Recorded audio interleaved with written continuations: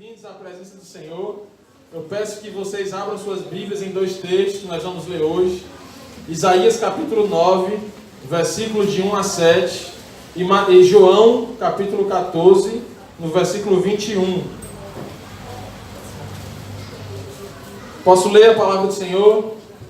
Enquanto vocês procuram os dois textos, eu gostaria de desejar as boas-vindas aos nossos irmãos do YouTube, algumas pessoas que estão cuidando de enfermos, que estão em hospitais, que me procuram durante a semana dizendo que ficam esperando a hora que a mensagem chega no YouTube, porque não tem condições de ir a alguma igreja, estão cuidando de pessoas acamadas. Eu queria mandar um abraço aqui para a dona Regina, que está cuidando da sua irmã, vai ver essa mensagem no YouTube, e que tem sido um canal de bênção para essas vidas. Que vocês fiquem à vontade, no dia que quiserem nos visitar, a casa é nossa. Todos acharam? Posso ler?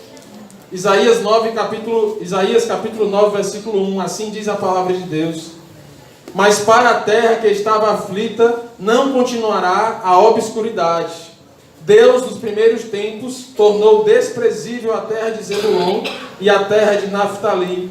Mas nos últimos, tornará glorioso o caminho do mar, além do Jordão, Galileia dos gentios.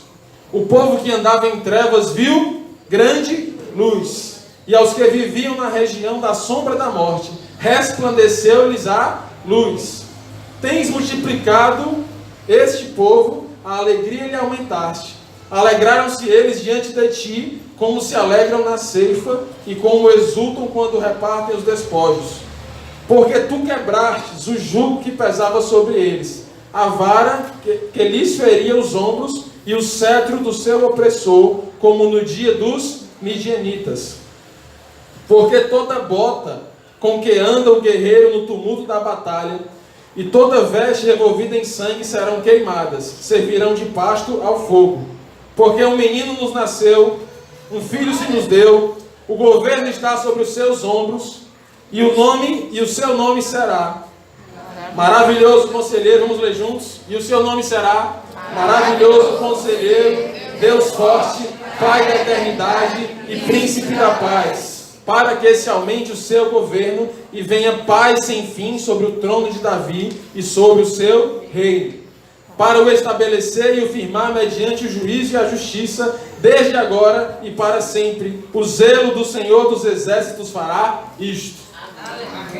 Agora vamos pular aqui um pouquinho que eu digo assim, mas você acabou de pular 700 anos.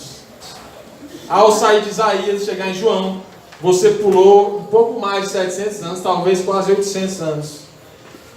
O menino nasceu, a promessa feita aconteceu, e assim disse Jesus, não mais menino, agora Jesus, homem, disse: aquele que tem os meus mandamentos e os guarda, este é o que me ama. E aquele que me ama será amado por meu Pai, e eu também o amarei e me manifestarei a ele. Amém? Sabia que eu não combinei com a Juliane nem com a Alana essa música que foi tocada agora? Não combinei. Mas eu pensei, será que elas vão cantar essa música hoje? Fiquei calado na minha. Não é que elas cantaram essa música hoje? Meus irmãos, Deus está em todos os lugares. Sim ou não? Sim. Teologicamente, há três características soberanas de Deus. Deus é onipresente, onipotente e onisciente. O que significa isso? Um Deus onipotente é um Deus que pode tudo. Um Deus onisciente é um Deus que sabe tudo. Um Deus onipresente é um Deus que está em todos os lugares.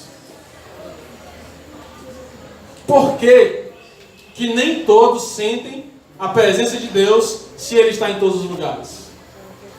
Você já pensou nisso? Por que nem todos são capazes de perceber a presença dele, se a própria Bíblia diz que ele está em todos os lugares? A terra é algo pequeno demais para conter a presença de Deus. Deus é maior do que toda a terra. Os olhos de Deus veem toda a terra, ao mesmo tempo ele vê cada coração, ele vê cada situação, ele vê cada elemento humano, cada elemento da natureza, está tudo sob o controle do pensamento de Deus. Mas, e por que em João 14, 21, esse mesmo Deus diz assim, através de Jesus Cristo: aquele que amar, aquele que guarda os meus mandamentos, este é o que me ama, E aquele que me ama será amado do meu Pai, e eu também o amarei e me manifestarei a ele. Porque que a presença de Deus só se manifesta àqueles que são amados do Senhor, aqueles que o amam, aqueles que guardam os seus mandamentos. Vamos fazer um exercício agora. Quem é um cantor gospel, um cantor evangélico que você gosta? Que você admira o ministério dele, é um ministério nacional. Celino? Ricardo? Quem? Fernandinho. Amém, Fernandinho? Amém. Todo mundo gosta do Fernandinho?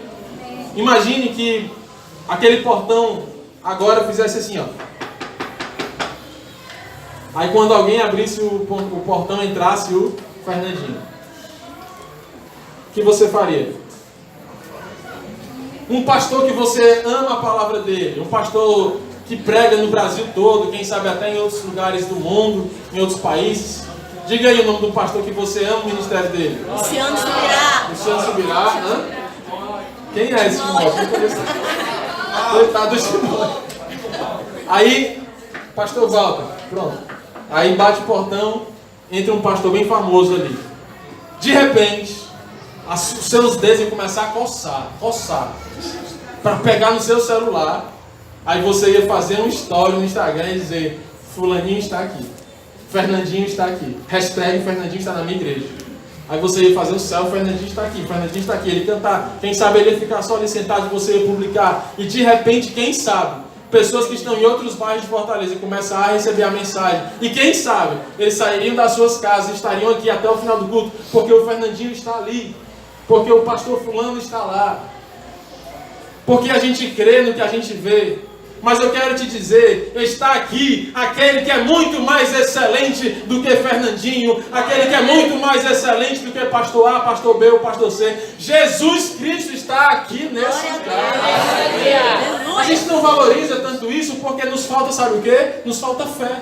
A Bíblia diz: bem-aventurado aqueles que não viram, mas creram. Nós não podemos ver Jesus, mas nós cremos que Ele está aqui. Nós não precisamos que entre um cantor famoso, um guitarrista famoso, um pastor famoso, para que o teu coração se alegre e você comece a publicar no celular: fulaninho está aqui. Sabe por quê? Porque o principal já está aqui, ele já chegou. Jesus Cristo está aqui no meio da sua igreja. Há uma promessa em Mateus 18:20 que diz: aonde houverem 2 ou 3 em meu nome, ali eu estarei. Eu creio e eu estou aqui em nome de Jesus. Só falta mais um. Quem está comigo? Amém. Então somos mais de 2. Jesus está aqui nesse lugar. Você sabe que presença é essa? Quarta-feira, meus irmãos, eu vivi uma situação sobrenatural. Naquele louvor da oração, às vezes um louvor aparentemente simples, uma roda aqui debaixo do quiosque, as irmãs de oração, e de repente eu senti, eu sei que ele já estava. O meu coração que não estava pronto ainda desde o começo, mas de repente, meus irmãos, eu senti a presença dele. E aí tudo se acalma, e tudo se apaga, e só ele é o mais importante. Ele é o digno, Ele habita no meio da igreja, Ele é o nosso Senhor, é o nosso amor, é o nosso Salvador, é aquele que morreu por nós. E de repente tudo parou e começamos a sentir a presença dEle no louvor. Faz de novo, o teu povo clama a Ti, mais uma vez de novo. E o Senhor estava ali, e o Senhor está aqui nessa noite. Eu te peço que você abra o seu coração para perceber a presença dele, porque é promessa bíblica de que ele está aqui. Ora, se Deus está em todos os lugares, mas nem em todos os lugares é percebida a sua presença, nós podemos afirmar que há uma grande diferença entre a presença de Deus e a manifestação da presença de Deus. Há uma grande diferença entre a presença de Deus e a manifestação da presença de Deus. Ora, Jesus andou na sua própria cidade, Nazaré.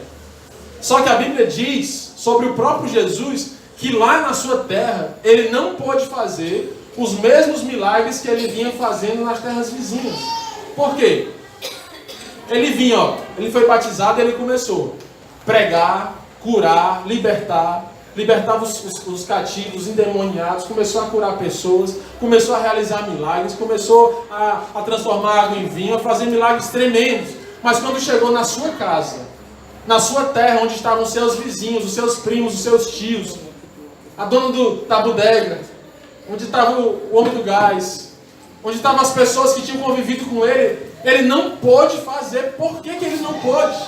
Porque eles não creram, não tinham fé. Exatamente. Nós precisamos ter fé suficiente para não ver, mas crer que ele está aqui nesse lugar. E se ele está aqui nesse lugar, que expectativa isso gera no teu coração? Que expectativa isso gera ao encontrar com ele? Algumas pessoas dizem: quando eu morrer, quando eu for arrebatado, quando eu estiver lá no céu, face a face com o Senhor, aí sim, eu ficarei totalmente conectado com ele, viverei uma plenitude, é verdade, é tudo verdade. Mas eu quero te dizer, em Cristo o céu já começou. Em Cristo você já tem a possibilidade de estar face a face com ele, de sentir sua doce presença, de ser tocado por ele. Deixa ele te tocar nessa noite. Deixa ele te tocar. Deixa ele falar contigo. Deixa ele mudar o teu coração. Há pessoas que andaram com Jesus e foram extremamente impactadas pela sua presença, que deixaram Jesus manifestar a sua presença. Quem foram essas pessoas? Nós podemos olhar, lendo a Bíblia, que Pedro foi alguém que foi extremamente impactado positivamente pela presença de Deus. Era um homem rude, grosseiro, intempestivo, que terminou a sua vida sendo o pastor da igreja, sendo aquele homem que curou enfermos, que realizou a obra de Deus aqui na terra. João era chamado filho do trovão, filhos de Boanerges. Ele e seu irmão era alguém talvez de temperamento forte, pavio curto, não tem ninguém aqui desse jeito. Talvez fosse um homem com um pouco de palavras rápidas, não tem ninguém aqui desse jeito. Mas terminou a sua vida vendo os céus abertos. Na ilha de Patmos, exilado, ele era o discípulo amado de Deus, alguém que repousava o seu rosto no peito de Jesus, porque ele foi positivamente transformado pela manifestação da presença. Entende isso? Você está comigo? O endemoniado gadareno foi alguém positivamente, era um homem nu, correntes quebradas nos seus braços, um homem que gerava medo na sua cidade, nas crianças da cidade, eu imagino. E que Jesus chegou e aquilo que era terror, aquilo que era destruição, era um homem que todos olhavam e diziam: para esse homem não tem jeito. Talvez alguém tivesse olhado para ele e tivesse dito: esse homem tem que morrer, tem que matar esse homem não merece viver. E quando Jesus chegou perto dele, toda a sua perturbação foi retirada e ele foi curado. E se tornou um missionário. Um dos primeiros missionários da história da igreja era o endemoniado gadareno. Ele queria andar com Jesus no barco para ser um discípulo. E Jesus disse: você não vem comigo, você vai voltar para a sua cidade e vai contar para todos aquilo que eu fiz contigo. Primeiro missionário da igreja, um dos primeiros. Amém? Amém. Por outro lado, aliás, continuando, eu posso olhar aqui para vocês e ver pessoas que são extremamente impactadas positivamente pela manifestação da presença de Deus. Eu posso ver pessoas que estão aqui, que antes eram viciadas, antes eram cheios de carnalidade, antes eram apaixonados pelo mundo e pelas suas coisas. Eram pessoas antes entregues ao álcool, aos vícios, às mulheres. E deixaram tudo. Estão aqui hoje com a sua família, com seus filhos, sua esposa, seu marido. Estão aqui adorando o Senhor, porque a presença de Jesus se manifestou na vida de vocês. Amém? Agora vamos virar a moeda. Há pessoas também que conviveram com Jesus intimamente, mas que não se deixaram transformar pela presença de Jesus. Exemplo, Judas, ele traiu a Jesus. Mesmo tendo andado com Jesus por 3 anos, tendo visto milagres, tendo comido do pão multiplicado, tendo comido do peixe multiplicado, tendo visto os milagres da mulher hemorrágica, os milagres acontecendo, Judas traiu Jesus. Judas deixou corromper a sua mente. Alguém pode dizer: não, foi um momento de fraqueza. Alguém pode pensar: não, ele só fez aquilo num minuto de fraqueza. Mas não é verdade. A Bíblia diz que desde antes Judas já vinha roubando as ofertas da igreja. Judas era alguém que estava perto de Jesus, mas não abria o seu coração para ser transformado por Jesus. Tiago, irmão de Jesus, irmão de Jesus. Você imagina você... Quem que tem irmão mais velho? Eu tenho irmão mais velho. Alguém que tem irmão mais velho? Não? Se tiver, levanta a mão. Eu tenho irmão mais velho. Imagina você sendo criado pelo seu irmão mais velho, ou sendo criado junto com seu irmão mais velho. Ele olha para você e diz: eu sou o Filho de Deus, eu sou o Redentor da terra, eu vim aqui para salvar toda a humanidade, os que nasceram antes, os que estão vivos, os que vão nascer ainda. Você acreditaria nisso? Você acreditaria nisso? Seu irmão mais velho: olha, eu sou o Filho de Deus. Tiago, irmão de Jesus, ele não acreditou. A Bíblia diz que o ministério de Tiago, que depois se tornou um grande pastor da igreja primitiva, ele começou após a ressurreição de Cristo. Parece que a ficha dele só caiu quando ele viu que Jesus não estava mais morto, mas havia ressuscitado. Criado ali com Maria, criado com Jesus, criado com José, ele estava perto, muito perto fisicamente, mas no seu coração ele não cria. E agora eu quero chegar numa parte bem delicada da pregação. Eu quero perguntar se há algum perigo de você estar como eles. Que você analise agora o seu coração. Ora, meus irmãos, a Bíblia, ela não é um dedo que aponta. A Bíblia não é um dedo acusador. A Bíblia é um espelho para autoanálise. A Bíblia é um instrumento de Deus para que você se examine. Jesus disse à Santa Ceia: examine-se, pois, o homem a si mesmo, porque a comunhão com Deus depende de um autoexame, de você examinar-se, um exame que vai muito além dos melhores exames da medicina. Olha, hoje, meus irmãos, vocês não querem saber a altíssima tecnologia dos exames. Hoje você consegue reproduzir o corpo humano em 3 dimensões. Num computador que você fica vendo tudo, com músculos, com ossos, com tecidos internos. E Jesus usou uma expressão que vai muito além daquilo que o olho pode ver. Ele diz: examine-se, pois, o homem a si mesmo. Aí eu te pergunto agora, sem querer te acusar, mas para que você melhore na vida. Você tem andado com Jesus? Amém ou não amém? Amém. Amém. Todos aqui têm vindo à igreja, todos aqui têm frequentado cultos, todos aqui estão indo para os acampamentos, todos têm participado do grupo do WhatsApp. A maioria dos homens aqui participam do grupo dos homens que oram. Os nossos jovens aqui participam do Colisão, tem um grupo de WhatsApp só deles, a gente fica alimentando esses jovens. Todos aqui têm andado com Jesus? Amém ou não amém? Amém. Todos aqui têm sido impactados positivamente pela presença de Jesus? Amém. Será que no teu coração há espaço para a manifestação da presença de Jesus? Amém. Ou será que você tem sido como Tiago? Não vou nem te chamar de Judas para você não sair da igreja. Não posso te chamar de Tiago. Alguém que cresceu com Jesus, andou com Jesus, tomou café da manhã com Jesus, botou um Nescau no leite de Jesus e misturou. Mas que não cria na sua parte Deus, na sua versão Deus. Ele só veio crer quando Jesus ressuscitou. Ele disse: era verdade, meu irmãozinho, era Deus, glória a Deus. Aí passou a ser um grande pastor da igreja, escreveu um livro lindo, o livro de Tiago. Onde você está? A palavra te pergunta nessa noite, não sou eu. A palavra te pergunta, aonde você está?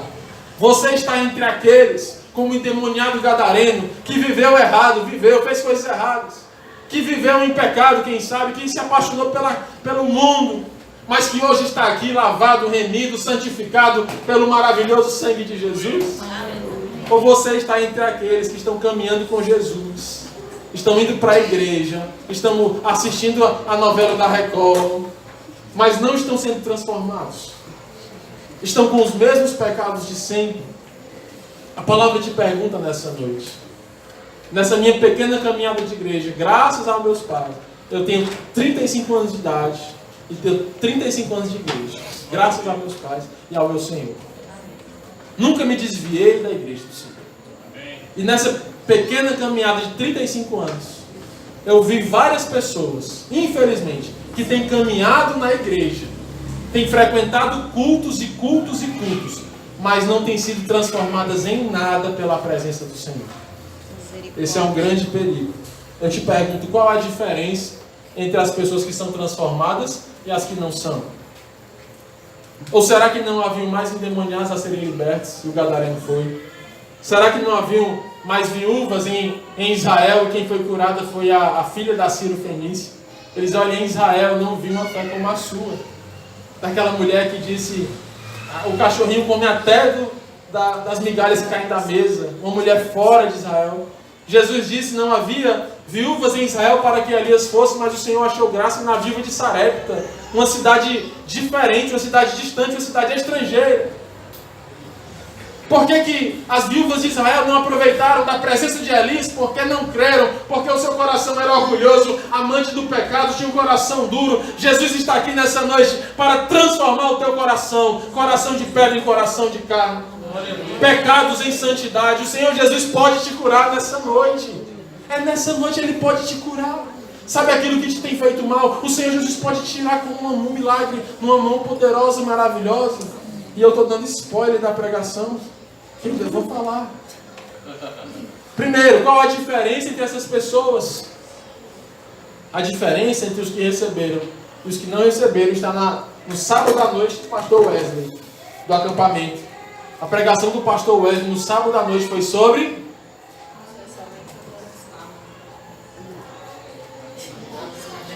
feijão amarelo.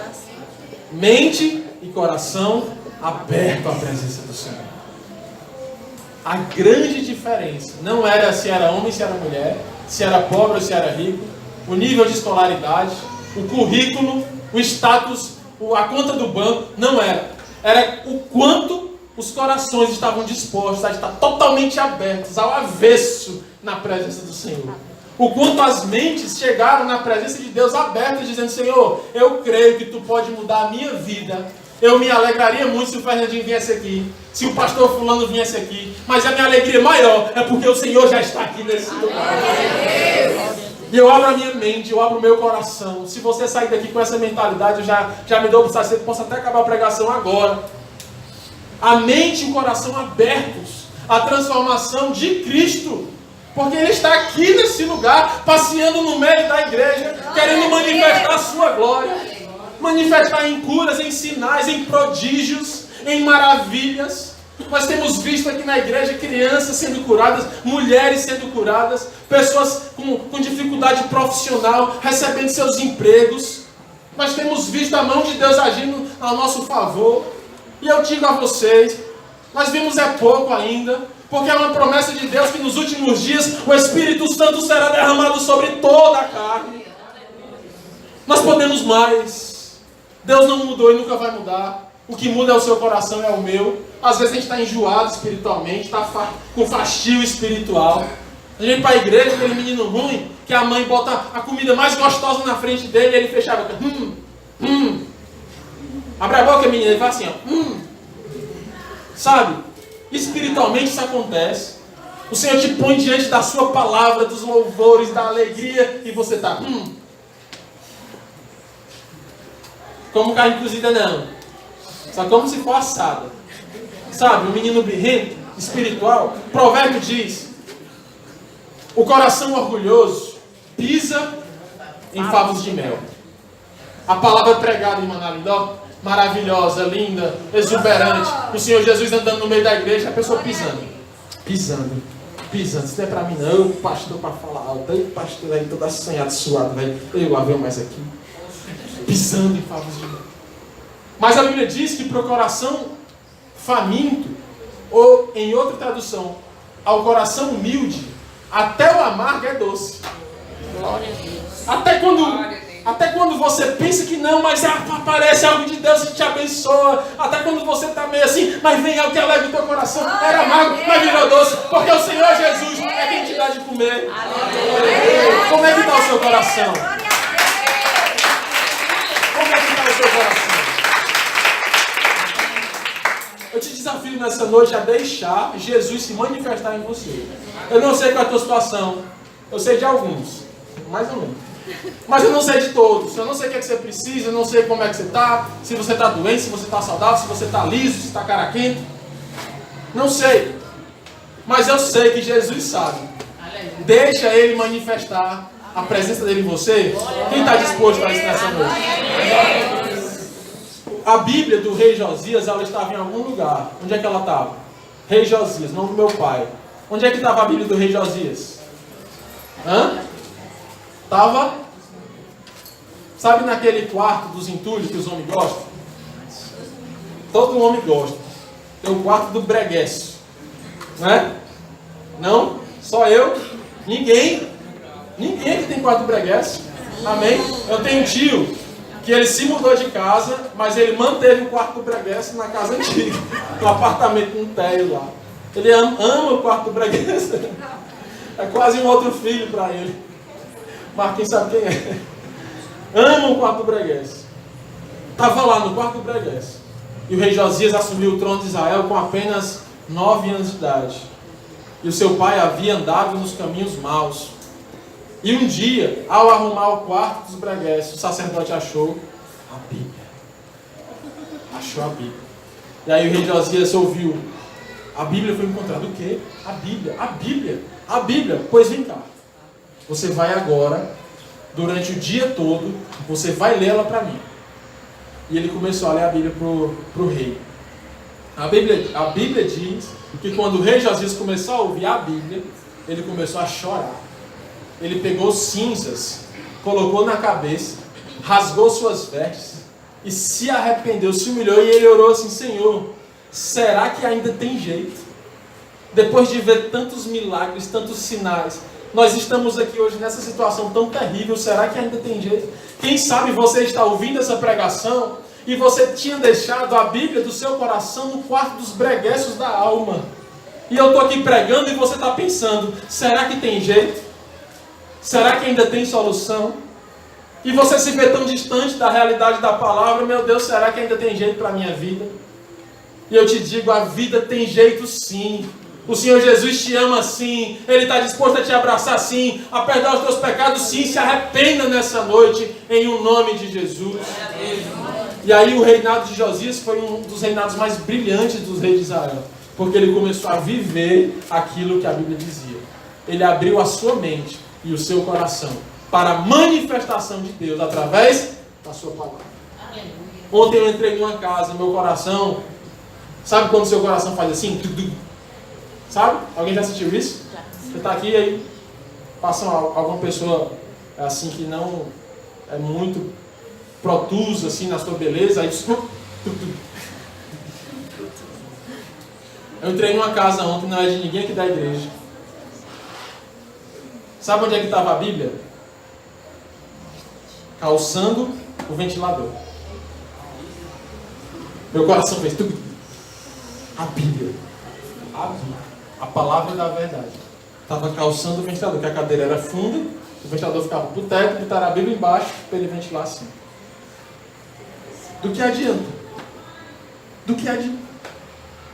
A gente critica, a gente diz: meu Deus, eu jamais farei isso na minha casa. Sangue de Jesus. Mas muitas vezes a nossa Bíblia está calçando o ventilador da nossa alma. Está lá fechada, esquecida, no quarto dos breguesos. A pregação de hoje te chama a amar essa palavra, a não só ler, mas meditar, a não só meditar, mas viver essa palavra, porque Jesus diz em João, capítulo 14, no versículo 21, assim diz a palavra de Deus: aquele que tem os meus mandamentos e os guarda, esse é o que me ama, e aquele que me ama é amado pelo meu Pai, e eu amarei, e eu me manifestarei a ele. Você entende que toda a manifestação de Deus começa na palavra. Ele diz: aquele que guarda os meus mandamentos, ou seja, a minha palavra, a minha lei, o meu escrito, os meus princípios. É esse que eu vou manifestar. É esse. Timóteo, quer dizer que não era o grande conhecedor, teólogo, doutorado em teologia em Massachusetts, Ohio? Não. É a mulher da oferta pouca das moedinhas. É o leproso. É o publicano Aquele que disse, Senhor, eu sou pecador, mas ser propício a mim, meu Deus, entre na minha vida. Na terra, está cheio de Bíblia calçando ventiladores. Calçando ventilador, servindo de apoio, servindo de mandinga, servindo de amuleto. Mas não é isso, amar os mandamentos do nosso Pai. Amar os mandamentos do nosso Pai é viver essa palavra, é colocar para dentro. Jesus disse, Deus disse para Ezequiel, Ezequiel, come o rolo da minha lei, come o rolo. A Bíblia é para ser ingerida, comida. Sabia que você é o que você come? Sabia? Chega um coração todo entupido no hospital. O bichinho nunca comeu um hambúrguer num bacon na vida, nunca. Pode? Sabe nem o que é margarina, não sabe o que é óleo, não sabe o que é uma coxinha. Sabe por quê? Colesterol, o sangue está grosso de colesterol. Por quê? De onde foi que apareceu? Como foi? Hã? Foi mágica? Não, a pessoa comeu. Comeu, o sangue se esgotou de colesterol. Porque comeu, está cheio. Se você comer muito açúcar, come açúcar, a diabetes está estourada. Aí a pessoa diz, eu não sei o que é isso, eu não como nada. Come não, meu bichinho. Não, sou eu que como, né? Não, doutor, está errado esse exame, eu não como nada. Eu só como fruta. Tá certo, eu acredito. E a diabetes estourada. Como que nós queremos ser cheios da palavra se nós não comemos a palavra? A palavra de Deus precisa ser aquilo que preenche o nosso ser, as nossas células, a nossa mente, porque a Bíblia diz que a boca fala daquilo que está cheio no nosso coração. A Bíblia diz, conhecereis a verdade e a verdade vos libertará. A palavra é o caminho para o enchimento do Espírito Santo, é o caminho que traz a fé, porque a fé vem de ouvir a palavra, e sem fé é impossível agradar a Deus. E aquele que agrada-se do Senhor, seu Deus, será realizado os desejos do seu coração. Aí a pessoa sabe o que, Eduardo? Já que você disse agora, eu vou falar contigo. Sabe o que as pessoas pensam? Eu quero ser agradada. Aí eu quero ser agradado. Aí eu sou filho do rei. Eu quero um carro, eu quero uma casa, eu quero um marido, eu quero, sei lá, um kit da Mary Kay, sei lá o que você quer. Eu quero tudo. Mas não entende que o caminho de agradar-se está na palavra. Palavra é de onde vem a fé. A fé é de onde vem o agradar a Deus. O agradar-se de Deus é de onde vem a satisfação do nosso coração. Você entende o caminho do milagre? Amém ou não amém? Amém. Quando Cristo se manifesta, o céu antecipado. Quem aqui já ouviu um texto que diz assim, ó, nem olhos viram, nem ouvidos ouviram, nem jamais passou pela mente humana o que Deus preparou para nós. Desde criança, eu tenho ouvido esse texto como uma anunciação do céu. Olha, aqui está ruim, está acabado, né? Todos os ex-presidentes estão sendo presos. Democracia em frangalhos. Mas não se preocupe não. Nem olhos viram, nem ouvidos ouviram, nem jamais passou pelo coração do homem aquilo que nós vamos viver lá no céu. Eu sempre ouvi isso. E isso, gente, é verdade. É verdade. Porém, existe algo mais nessa verdade. A verdade é que em Cristo nós podemos viver aqui na terra o que nem olhos viram, o que nem ouvidos ouviram, o que jamais passou pelo coração do homem. Porque Deus tem preparado milagres para a sua igreja hoje, today, agora não, agora para a sua vida hoje. Você não precisa esperar morrer para ser feliz. Você não precisa esperar morrer para ser santo. Não precisa esperar morrer para ter uma vida de santidade. Não espere morrer para ver a glória de Deus. A glória de Deus se manifesta para a sua igreja, para os seus filhos que vivem em santidade. Viva a palavra de Deus e seja cheio do Espírito Santo. Em nome de Jesus. É hoje. A alegria é hoje. Isaías diz, eu alegrarei o meu povo hoje. Hoje. E quando Cristo se manifesta, aquilo que era, eu anotei, ó. Aquilo que era, não é mais. Porque nesse texto Isaías diz, e um povo que jazia em trevas viu a grande luz. E os que viviam na região da sombra da morte, resplandeceu-lhes a luz. Tens multiplicado este povo, a alegria lhe aumentaste, Alegram-se eles diante de ti, como se alegram na ceifa e como exultam quando repartem seus espólios. Porque tu quebraste o jugo que pesava sobre eles, a vara que lhes feria os ombros, e o cetro do seu opressor, como no dia dos midianitas. Sabe o que é que isso significa? Que quando Jesus manifesta a sua presença, aquilo que era, não é mais. Aqui Isaías fala uma situação de escravidão. Todos nós aqui, uns mais, outros menos, fomos escravos do pecado. Talvez haja pessoas aqui que ainda são escravos do pecado. Timóteo, me explica essa parte aí. Como é que eu sei se eu sou não escravo do pecado? Sabe o que é alguém que é escravo? Sabe qual é a característica do escravo? Sabe? O escravo é aquele que não se domina, não se controla. Tem alguém que manda nele e o que mandar ele tem que fazer. Né? É assim. É o escravo. Tem o senhor e tem o escravo. Se você é escravo do pecado, você é aquela pessoa que está dominada pelo pecado. Você não quer pecar. Você não quer fazer aquilo, mas você faz. Você ainda está escravo do pecado. Mas a Bíblia diz em Isaías a promessa de Deus para a tua vida: eu quebrarei o jugo, eu quebrarei a seta, a lança que fere os teus ombros, eu quebrarei o cetro do teu Senhor, e eu te libertarei de toda a escravidão. Como? Como é que ele vai libertar? Como no dia dos midianitas. Está escrito aqui, Isaías 9. Como foi a libertação de Israel no dia dos midianitas? Quem conhece a história de Gideão? Mateus pregou no colisão passado sobre a história de Gideão. Quem lembra a história de Gideão? Eram muitos em Israel. Eram muitos em Israel. Vou tentar ajeitar o cabo aqui. Eram muitos em Israel. Mas o Senhor foi dando provas a Gideão, até que o exército foi diminuindo, até que ficassem só 300. Gente, era uma covardia muito grande.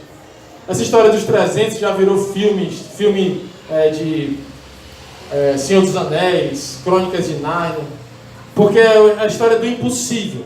300 contra uma multidão e outra. 300 sem espada, 300 sem lanças, 300 instrumentos de guerra, 300 homens com uma tocha na mão e com um vaso na outra. Sabe o que é isso?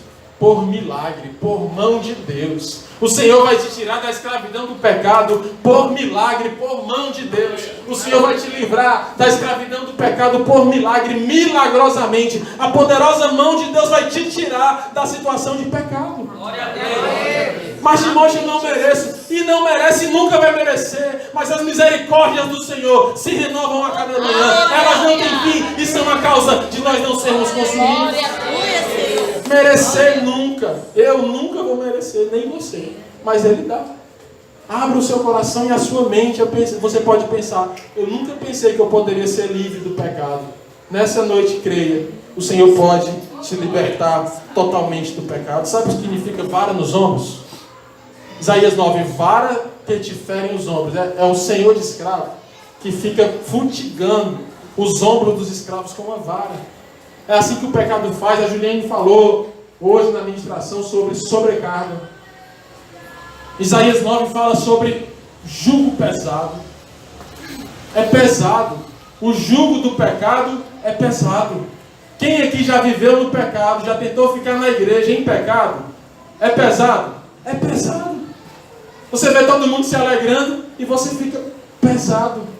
Você vê as pessoas se animando, animadas, sendo transformadas, sendo curadas, e você pesado, escravo, sendo fustigado, humilhado, sem esperança, achando que não tem mais jeito. Mas Isaías 9 diz que o menino que vai nascer, ou seja, ele já nasceu e ele está aqui nesse lugar, ele vai quebrar a vara que fustiga, ele vai quebrar o cetro do opressor e ele vai tirar o jugo das costas do escravo.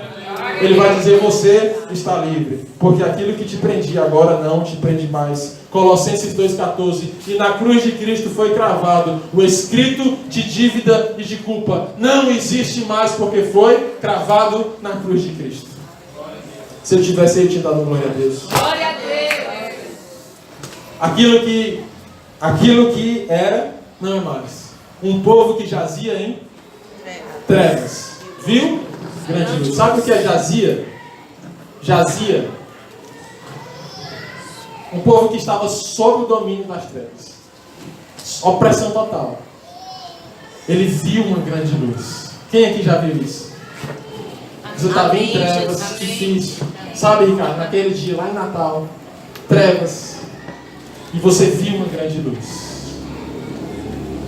É assim que Deus faz com a gente. Você é iluminado por Cristo. Porque Jesus é a luz do mundo. Jesus é a luz que ilumina o nosso coração. Ele diz em João 14 também: eu sou o caminho, a verdade e a vida. Em João 1 diz: Jesus é a luz do mundo. Só que ser iluminado por Cristo não é todo o Evangelho. É o começo do Evangelho. Quem é que é iluminado por Cristo? Amém. Quem aqui já estava numa situação muito difícil e de repente começou a orar, ou alguém orou por você, ou você ouviu uma pregação, ou você ouviu um louvor, e de repente parece que você viu uma grande luz. Amém? Essa é a primeira parte.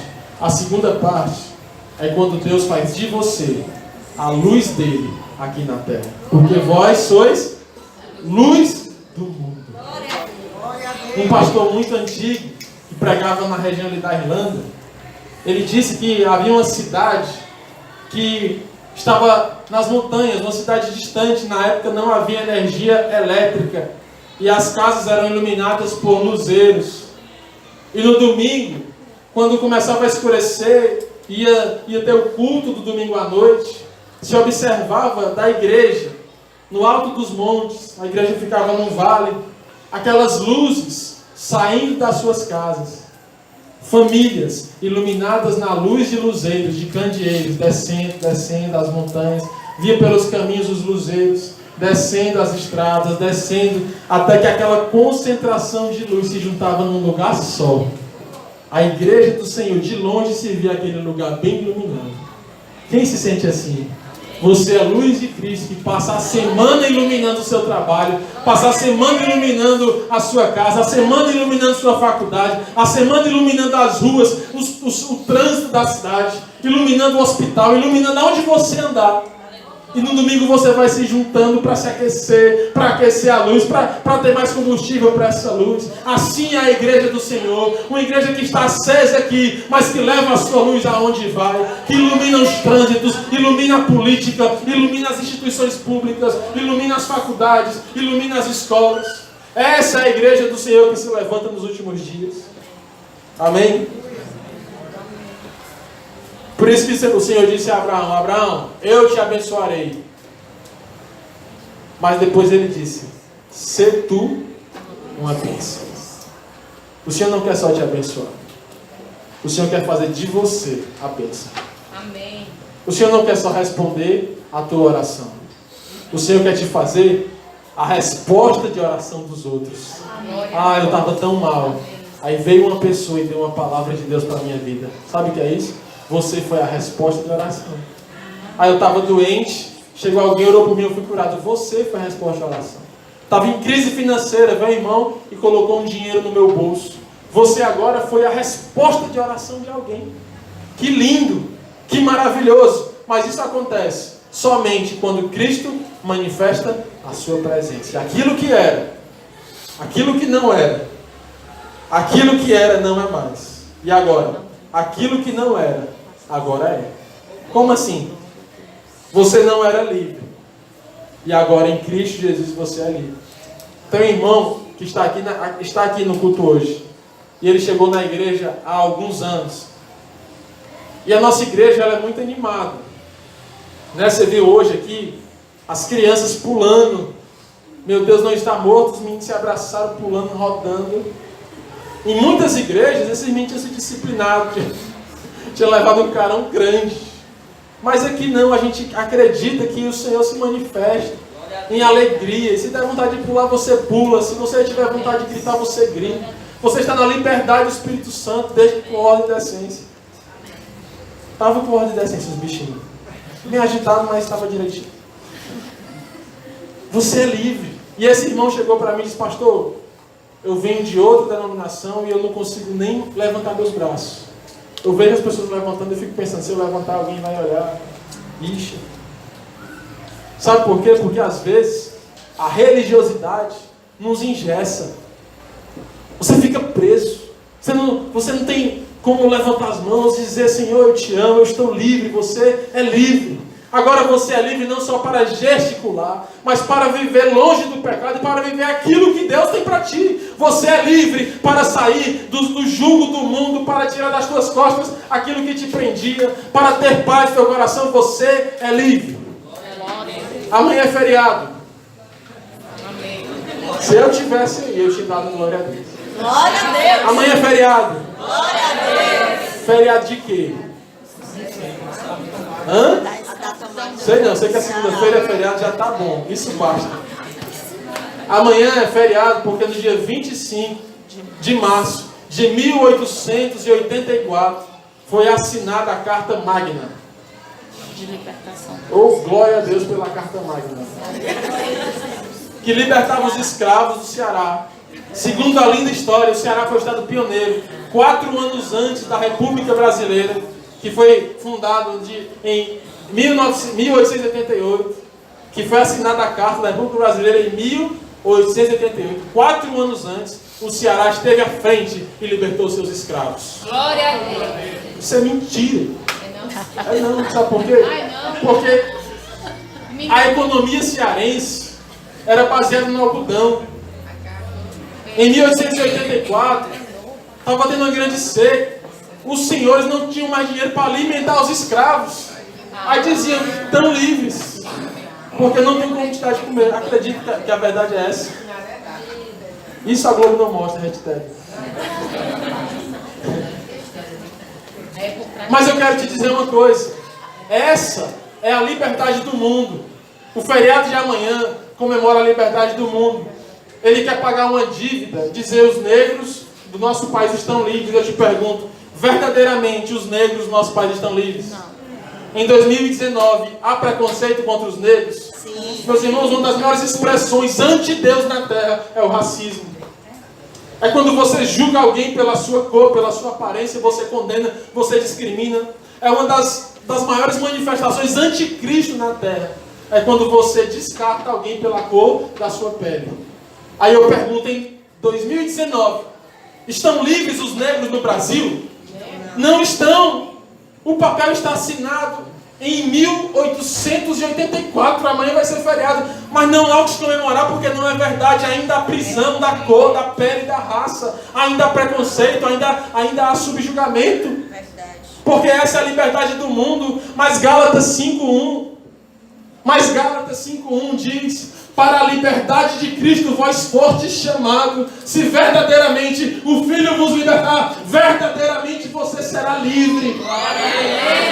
A liberdade do mundo é fachada, é mentira. Você está livre, é mentira. A liberdade de Cristo é verdade. Cristo te liberta, e quando Ele te liberta, você está verdadeiramente livre. Se Cristo te libertar, verdadeiramente você está livre em Cristo Jesus. Você entende isso? Aí Gálatas 5:1 vai além e diz: permaneçam em liberdade. Jesus liberta, amém ou não amém? Amém. Permanecer livre é uma obrigação nossa. Aí ele diz em Gálatas 5:2: porque muitos voltaram ao jugo da escravidão. Jesus vem, limpa, liberta, santifica, dá alegria. O que é que o ser humano faz? Volta. Assim como um porco que é tirado da lama, limpo, banhado, bem alimentado. Quando ele é solto, ele volta para a lama. O Senhor não te fez para ser porco. O Senhor te fez para ser ovelha. O Senhor te fez para ser limpo. O Senhor te fez para ser limpo, assim como a aurora. Você já imaginou? O dia vai amanhecendo, 6 horas da manhã, o sol nasce 5, 6 horas da manhã, e de repente escurece tudo de novo meia-noite. Isso já aconteceu na tua casa? Está amanhecendo o dia, aí você olha para o relógio e volta, meia-noite. Isso não acontece, porque a Bíblia diz que a vida do justo é como a aurora, que vai clareando, clareando, clareando, clareando, até que se torna dia perfeito. Saia da vida oscilante. Você não é como a onda do mar. O Senhor te chamou para ter uma vida altaneira. Nós vamos orar agora. A Juliane falou também na ministração que no acampamento nós quebramos muitas alianças. Será que essas alianças continuam quebradas? Amém. Será que a liberdade de Cristo continua em nós da mesma forma? Te pergunto nessa noite. Aquilo que não era, agora é. A irmã Nalinda pregou quarta-feira uma pregação maravilhosa sobre o livro de Zacarias. E ela falou sobre promessas vinculadas à desobediência e promessas vinculadas à obediência. E eu estava examinando essa palavra de Zacarias, pregada pela irmã Nalinda. Ela disse que na obediência de Deus, terras desoladas seriam transformadas em terras desejáveis. Quem aqui já teve a sua vida como uma terra desolada? Terra desolada. Sabe o que é terra desolada? Não nasce nada, terra ruim, infértil, solo duro. Quem aqui já teve na sua vida desse jeito? Eu, mais 3 pessoas. Glória a Deus. O resto pode ir para o céu, que já está em santidade. Estou brincando, Senhor. Segura um pouco mais um pouco. Em Cristo, diz a palavra do Senhor em Zacarias, que você se torna terra desejável. Aonde havia tristeza e infertilidade, aonde só havia sequidão, o Senhor faz brotar um rio de águas purificadoras, que transforma a tua vida, a tua alma e te faz terra desejável. Aquela pessoa que ninguém quer estar perto. Já viu alguém assim? Que ninguém quer estar perto dela porque ela só fala de doença, de tristeza, de desgraça. É uma terra desolada. Mas o Senhor diz que a sua palavra pode transformar essas pessoas em terra desejável. Aquela pessoa que todo mundo quer estar perto, todo mundo quer conversar. É uma pessoa que tem uma brincadeira para dizer, uma alegria, uma oração para fazer, uma palavra de Deus para derramar. O Senhor quer fazer da sua igreja uma terra de pessoas desejáveis, terras de pessoas que são prósperas, que são frutíferas, que dão frutos, que dão sombra, que abrigam as pessoas no momento difícil. Que legado nós vamos deixar? O que seria da nossa vida sem Cristo? O que seria da nossa vida sem Cristo? Cristo nos dá vida, e vida em abundância. Eu sou o caminho, a verdade e a vida de Jesus. Quando Cristo manifesta a sua presença, você recebe vida de Deus. Sabia que é verdade? Que a vida de Deus já está sobre ti? Amém. Eu te convido a olhar para o passado e projetar um futuro sem Deus e te pergunto, como você estaria hoje sem Jesus?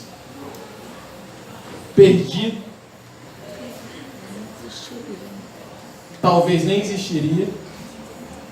Talvez prostituto, amante do mundo, farrista, talvez envolvido com coisas erradas. Mas Cristo iluminou a tua vida. Cristo soprou sobre ti o fôlego de vida, não mais o natural de oxigênio, mas agora o fôlego de vida espiritual, que te acorda e diz, epa, Jesus existe, Jesus está aqui, Jesus transforma a minha vida, Jesus é de verdade, Jesus me abraça, Jesus me afaga, Jesus me leva a uma nova realidade. Vamos ficar de pé nessa noite. Quem aqui entendeu essa palavra? Não basta estar perto de Deus. Eu vivo perto de Deus. Sabe por quê? Porque Deus está em todos os lugares. Logo, todos estão perto de Deus. Não é verdade? Se Deus está em todos os lugares, todos estão perto de Deus. Daqui a alguns anos, sabe quantas pessoas vão ter na Terra? 8 bilhões de pessoas. 8 bilhões de pessoas perto de Deus. Porque Deus está em todos os lugares. Mas desses 8 bilhões, quantos desfrutarão da manifestação da presença do Pai? Depende do coração de cada uma das pessoas. Eu não posso pregar hoje para as 8 bilhões de pessoas na Terra, mas eu posso pregar para você que está aqui nessa noite e te aconselhar com todo o amor que há no meu coração. Escolha a melhor parte. Não seja mais um CPF na Terra. Que legado você vai deixar Que história a tua vida vai deixar na terra? Jesus se manifesta em ti nessa noite, para que você viva a melhor vida possível. Eu quero orar por ti, para que todo jugo da escravidão do pecado seja retirado das tuas costas nessa noite. Eu quero orar por ti nessa noite, para que você receba vida, muita vida e vida em abundância.